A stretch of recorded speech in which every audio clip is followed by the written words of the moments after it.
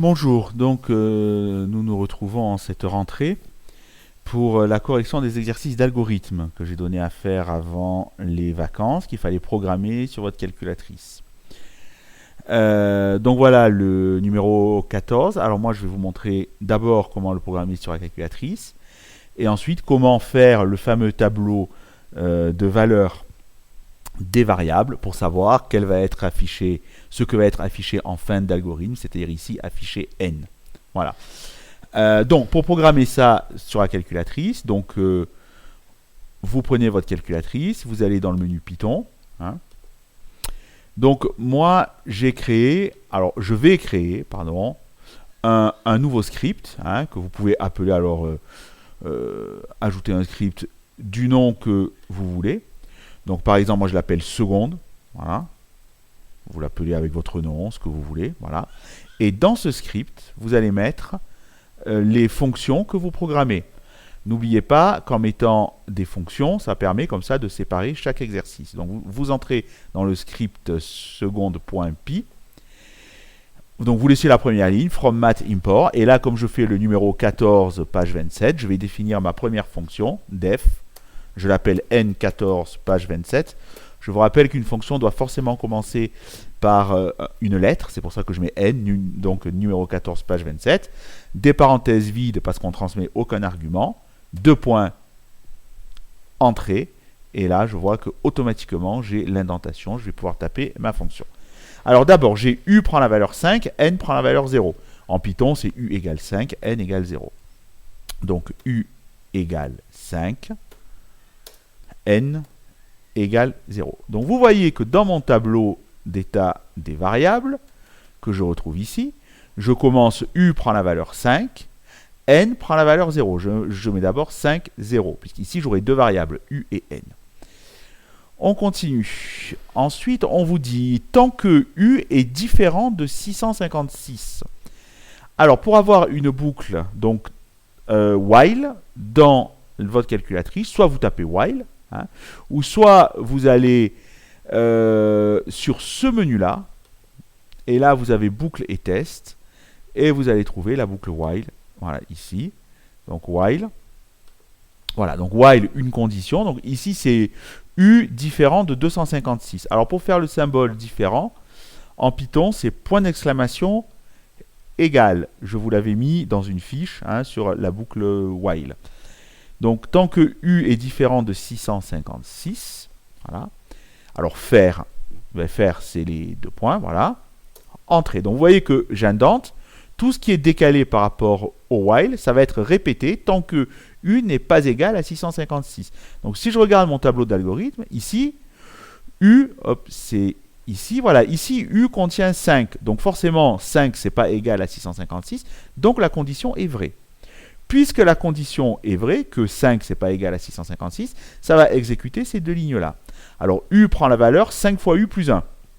Donc U prend la valeur 5 fois U plus 1, je fais U égale 5 fois U plus 1. Entrée. Ensuite, N prend la valeur N plus 1. Donc N égale N plus 1. Entrée. Fin tant que, alors comme il n'y a que ces deux instructions que je vais répéter, hein, tant que, je supprime l'indentation pour dire fin tant que. Je fais un retour ici, voilà, et je reviens aligné avec le while. Donc si je regarde ce qui va se passer, comme U n'est pas égal à 656, la condition était vraie, qu'est-ce que ça va faire? U prend la valeur 5 fois U plus 1. Ben, dans la variable U, j'avais 5. Donc je vais faire 5 fois U, c'est-à-dire 5 fois 5, 25, plus 1, ça fait 26. Donc U va prendre la valeur 26. Ensuite, N prend la valeur N plus 1. J'avais quoi dans la variable N? J'avais 0. Ben, 0 plus 1, ça fait 1. Voilà. Donc, N va prendre la valeur 1. Et maintenant, que va faire le programme? Il va remonter vérifier si U est toujours différent de 656. Comme U, c'est 26, c'est différent de 256, ça va continuer donc la boucle jusqu'à ce que U contienne 656. Et là, ça s'arrêtera. Je vous expliquerai la suite du déroulé du programme un petit peu plus tard. Là, je finis ma programmation. Donc, fin tant que, c'est pas la peine de le mettre, je supprime juste l'indentation. Et afficher n, alors en Python, c'est print, entre parenthèses, n. Voilà, fin du programme. Alors maintenant, comment faire pour l'exécuter? Alors, vous faites retour. et vous allez dans la console.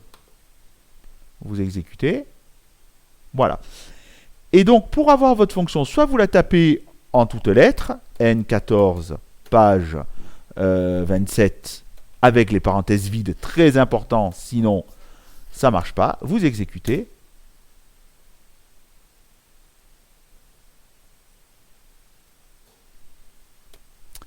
Voilà. Et une fois que c'est exécuté, il vous affiche la réponse 3. Ça voudra dire que N contient la valeur 3 en fin de cet algorithme.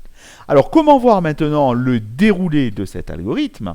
On va se servir d'EduPython, parce qu'EduPython est un peu plus parlant. On a un mode débogage qui permet de voir l'exécution de l'algorithme ligne après ligne. Voilà, donc dans EduPython, c'est exactement la même syntaxe, sauf que vous voyez que l'indentation, l'espace est un peu plus grand que sur la calculatrice. C'est une tabulation, mais c'est la même syntaxe. Hein. Bien. Donc, j'ai défini ma fonction, numéro 14, page 27. Vous pouvez aussi le faire dans EduPython. Hein, voilà. Alors, quel est l'avantage d'EduPython quand même par rapport à votre calculatrice? C'est qu'on va pouvoir exécuter ce programme ligne par ligne pour bien comprendre le contenu de vos variables. Donc, d'abord, je compile une première fois. Voilà, là, vous remarquez qu'il ne se passe rien. C'est normal. Il faut que je lance ma fonction N14, page 27. Toujours les parenthèses vides. Voilà. Et là, voilà, le résultat, c'est 3. Donc là, il n'y a aucune différence avec votre calculatrice. Sauf que maintenant, vous allez pouvoir rajouter dans votre programme, pour le déboguer, l'exécution directe de la fonction N14, page 27. Voilà. Donc faites-le en même temps que moi, et comme ça, vous allez bien comprendre le principe. Et là, vous allez l'exécuter, mais vous faites exécuter jusqu'au curseur. D'accord? Exécuter jusqu'au curseur. Voilà. Et là, ça va l'exécuter ligne par ligne. Vous voyez, j'ai fait apparaître dans la console DBG comme débogage. C'est le mode débogage pour trouver les erreurs. Alors maintenant, ça va m'exécuter cette ligne-là. Qu'est-ce que ça va faire? Ça va aller chercher la fonction N14, page 27. Donc pour passer à l'étape suivante, c'est ce bouton-là. Sinon, on peut faire F7 sur le clavier. Donc F7. Voilà. Donc ici, je définis ma fonction. Donc là, il ne se passe rien. Alors regardez ce qui est quand même intéressant ici. Donc ce qui est intéressant, c'est qu'on va pouvoir faire apparaître l'état de chaque variable à chaque étape d'exécution du programme. Donc pour faire apparaître l'état de vos variables, si elles n'apparaissent pas déjà ici, hein, vous allez dans Affichage, Fenêtre de débogage, et vous faites apparaître vos variables. Voilà. Donc là, pour l'instant, les variables, il n'y a pas grand-chose, hein, puisqu'on va faire cette ligne-là. Donc quand j'exécute avec la touche F7 de mon clavier, il ne se passe pas grand-chose. Maintenant, il va me faire, voilà, U égale 5. D'accord? Donc vous voyez, là, il a fait U prend la valeur 5. Je vois l'état de la variable U. Ensuite, maintenant, il va faire N prend la valeur 0. Ça y est, N prend la valeur 0, on le voit apparaître en bleu. Ensuite, tant que U n'est pas égal à 656, donc effectivement, je vois que dans la variable U, j'ai 5, c'est pas 656, donc il va exécuter les instructions qu'il y a dans la boucle, F7. Donc U prend la valeur 5 fois U plus 1. Alors regardons, qu'est-ce qu'il y avait dans la variable U? Il y avait 5. Donc 5 fois 5, 25, plus 1, 26. U prend la valeur 26. On continue. N prend la valeur N plus 1. Donc dans N, il y avait 0. 0 plus 1, ça fait 1, vous allez voir. N prend la valeur 1. Alors,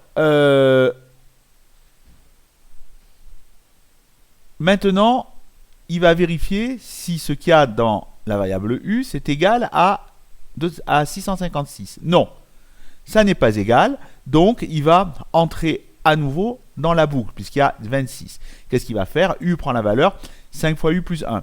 Donc 5 fois U plus 1, ça va faire 5 fois 26. Hein, 5 fois 26 plus 1, ben, ça nous donne 131.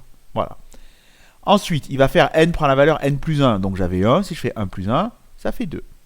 Etc. Qu'est-ce qu'il y a dans la variable U? Il y a 131. Donc comme c'est toujours pas égal à 656, il va refaire les deux instructions là.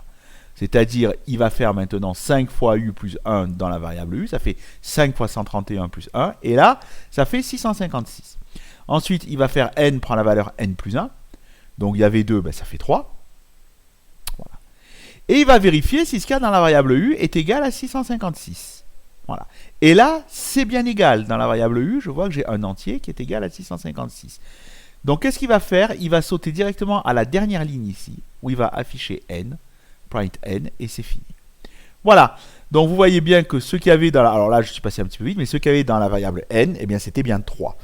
Voilà. Donc, comme ça, vous comprenez un petit peu le principe de la boucle.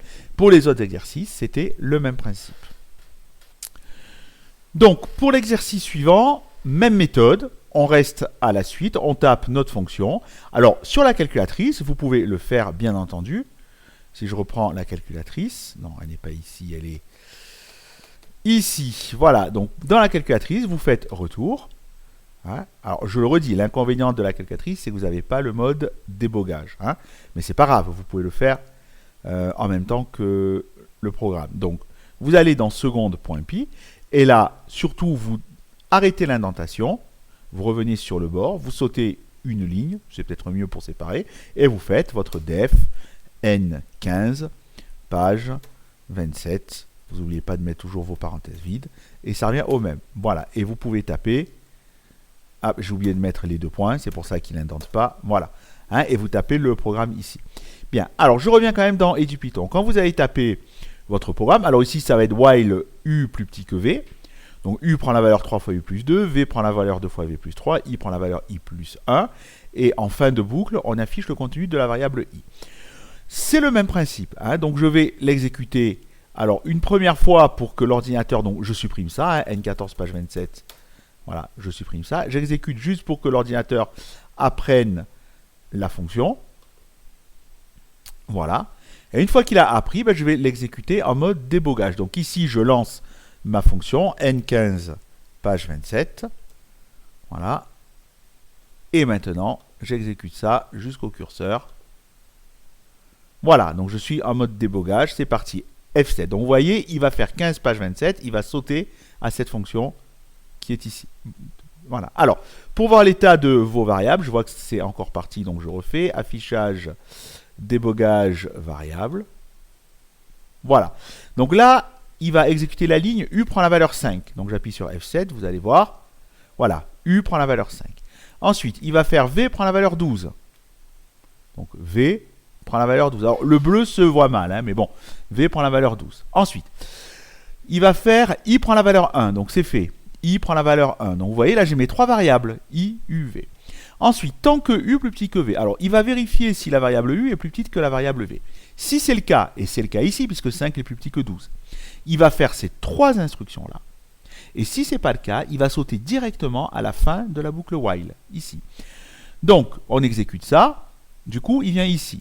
Alors, U prend la valeur 3 fois U plus 2. Alors, dans U, j'avais 5. Ben, on va faire 3 fois 5, 15 plus 2, 17. U prend la valeur 17. V prend la valeur 2 fois V plus 3. Alors, dans V, j'avais 12. 2 fois 12, 24. 24 plus 3, 27. Et I prend la valeur I plus 1. Ben, j'avais 1 dans la variable I. Donc là, il va prendre la valeur 2.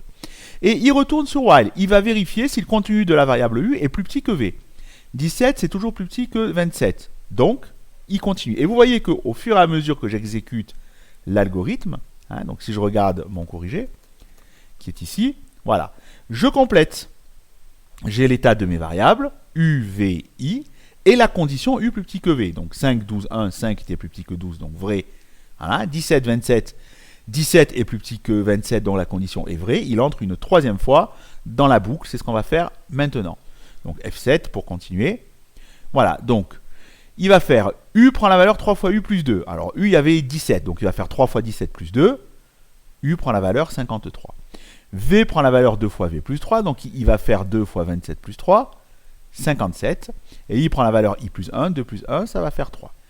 Et il retourne là-haut. Est-ce que ce qu'il y a dans la variable U, c'est plus petit que V? U, j'ai 53, V, j'ai 57. Oui, c'est toujours plus petit.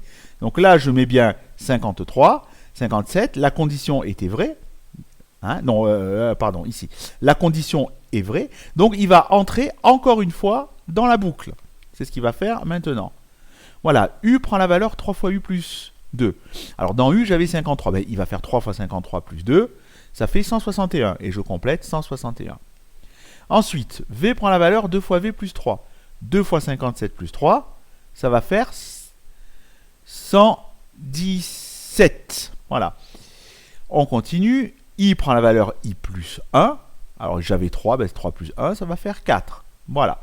Il remonte là-haut. Est-ce que ce qu'il y a dans la variable U, c'est plus petit que le contenu de la variable V? Et non, 161, c'est plus grand que 117. Donc, qu'est-ce qu'il va faire? Comme la condition n'est plus vérifiée, il va sauter directement ici et il va m'afficher I. Il y a quoi dans I? Il y a 4. Il va donc afficher 4. Fin du programme. Voilà. Donc, la valeur affichée ici, c'est 4. Voilà. Alors, j'ai fait une petite erreur ici. Hein. C'était pas 161. Vous corrigerez. J'ai oublié ce que c'était comme valeur pour V. En tout cas, l'algorithme affiche I, c'est-à-dire il affiche bien 4. Voilà.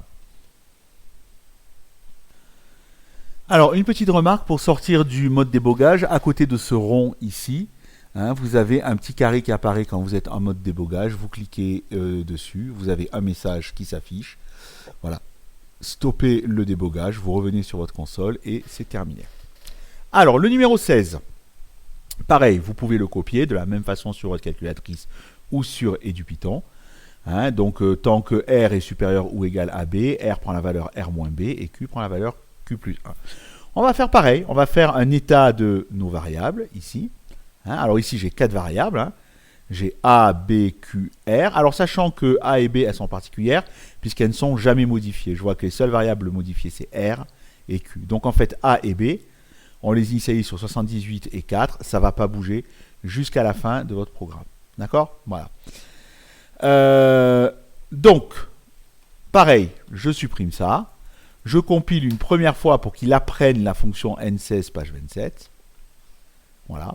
Quand il a appris la fonction, je l'exécute ici, N16 page 27. Voilà, et j'exécute en mode débogage. Donc, exécuter jusqu'au curseur. Voilà, et c'est parti. Donc, il va sauter directement à N16 page 27. Voilà. Alors, je vais regarder un état de mes variables. Alors, premièrement, A prend la valeur 78. Donc, j'appuie sur F7. On voit A qui apparaît avec 78. B prend la valeur 4. Je vois B qui apparaît avec 4. Q prend la valeur 0. Donc, Q, je vais descendre un peu pour le voir. Q prend la valeur 0. Et R prend la valeur A. Dans A, j'ai 78. Donc, ça va faire R prend la valeur 78. Voilà mes 4 variables. Bien. Tant que R est plus grand que B. Alors, R, ici, c'est 78. C'est plus grand que 4. Donc là, on va le faire plusieurs fois. Hein. Bien. Donc, ici, la condition est vraie. R plus grand que B. 78, c'est plus grand que 4. C'est vrai. Donc, il va entrer dans la boucle. Il va faire ces deux instructions-là. Donc, c'est parti. F7. Donc, R prend la valeur R moins B. Alors, qu'est-ce que ça va faire? R moins B, ben, R, j'ai 78. Eh ben, je vais soustraire 4. D'accord? Donc, ça va faire R prend la valeur 74. Et Q prend la valeur Q plus 1. Ben, j'avais 0. Ça va prendre la valeur 1. Et voilà les valeurs. Donc, ici. Voilà. Donc, Q prend la valeur 1. R prend la valeur 72. Et on va continuer. Alors, qu'est-ce que ça va faire? Ça va continuer. Donc, maintenant, il va vérifier si R est plus grand ou égal à B. Eh bien, R, 74, bien sûr, c'est plus grand que 4. Donc, il va rentrer dans la boucle et il va encore faire R moins B, c'est-à-dire 74 moins 4, 70. Et là, de 1, ça va passer à 2. Et à chaque fois, il va soustraire 4. Donc, ça va prendre un petit peu de temps. Là, je vais passer à 66 et Q à 3. Ensuite, on va passer à 62 et Q à 4, etc. Alors, il faut comprendre ici, parce qu'on ne peut pas faire tout le tableau. Vous voyez bien que j'ai mis des petits pointillés. Voilà, parce que sinon, ça prendrait du temps. Vous voyez bien que ça va soustraire 4 jusqu'à ce que le contenu de la variable R soit plus petit que 4. Et bien, qu'est-ce que ça représente R? Ça représente simplement le reste de la division de 78 par 4 quand vous aurez terminé. Voilà. En fait, il part de 78, il soustrait 4 le plus de fois possible. Ici, je suis déjà à 6 fois. Donc, Q, c'est le quotient. Ça compte le nombre de fois où on soustrait 4. Et à partir de là, quand ça va être plus petit que 4, eh bien, ça sera le reste. Et vous allez voir qu'à la fin, on va tomber sur 2. Donc, je vais sortir du mode débogage. Donc, je vais l'exécuter directement. Voilà. Et là, j'exécute. Alors, sauf qu'il n'y a rien qui est affiché. Donc, je vais quand même ajouter un petit affichage parce que sinon, print, alors, entre guillemets, on met Q égale virgule, la variable Q, et en dessous, print, pour comprendre un peu, voir ce qui se passe, R égale, et la variable R. Voilà. Alors, j'exécute. Alors, sauf que là, il faut... Voilà. Voilà. Donc, effectivement, il a pu soustraire 19 fois 4 à 78.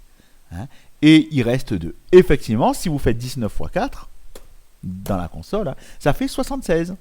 Donc, en partant de 78, on peut soustraire 19 fois le nombre 4, hein, et il restera 2. Ça veut dire que le quotient de la division, c'est 19, et le reste, c'est 2. Voilà, c'est une division, hein, telle que vous l'avez apprise à la petite école. Donc, vous avez la solution ici, en fin d'algorithme. On a R égale 2, Q égale 19. On passe au numéro 17. Voilà. Alors, le numéro 17, donc vous le tapez pareil dans votre calculatrice. Donc, qu'est-ce qu'il fait? On initialise la variable x sur 0 au début. Ensuite, tant que x au carré est plus petit que 1000, qu'est-ce qu'on va faire? On va donc augmenter x. En informatique, on dit incrémenter. On va incrémenter x d'une unité, c'est-à-dire x va passer à 1. 1 au carré, ça va être toujours plus petit que 1000. Donc, x va passer à 2. 2 au carré, c'est toujours plus petit que 1000. Donc, x va passer à 3. 3 au carré, 4 au carré, 5 au carré, jusqu'à ce qu'on dépasse 1000. En fait, que fait ce programme? Et là, je ne vais pas me servir du mode débogage, parce que maintenant, je pense que vous avez compris. Il va chercher le plus petit entier naturel, tel que x au carré, va être plus grand que 1000. Puisque c'est quand on va dépasser 1000 que le programme s'arrêtera, affichera x. Attention pour le carré, souvenez-vous, c'est 2 étoiles. Vous auriez pu écrire x fois x aussi, hein, x étoile x. Mais si vous voulez écrire x puissance quelque chose, c'est 2 étoiles, 2 multiplications. Voilà, donc tant que x au carré est plus petit que 1000, ça va ajouter une unité à x, et quand on va dépasser 1000, ça va s'arrêter. Alors effectivement, je supprime là-haut là, ce qu'on avait écrit, on va compiler ça. Je ne le fais pas en mode débogage, hein, je compile simplement. Voilà, j'exécute ma fonction ici, n17 page 27. Vous pouvez faire aussi dans votre calculatrice, et je vois que je trouve, hop là, ici, voilà, je trouve comme résultat 32. Effectivement, si je calcule 32 au carré, 32 fois 32, ça fait 1024, c'est plus grand que 1000. Mais si je m'étais arrêté à 31, 31 au carré, fois, donc au carré puissance 2, hein, 961, c'était plus petit que 1000. C'est pour ça que ce qu'il affiche en dernier, c'est pas 31, mais 32. Voilà, c'est le plus petit entier naturel, tel que son carré, dépasse, soit supérieur ou égal à 1000. Voilà pour ces exercices. Voilà, donc nous avons fini, entre guillemets, hein, les notions de langage Python pour la classe de seconde.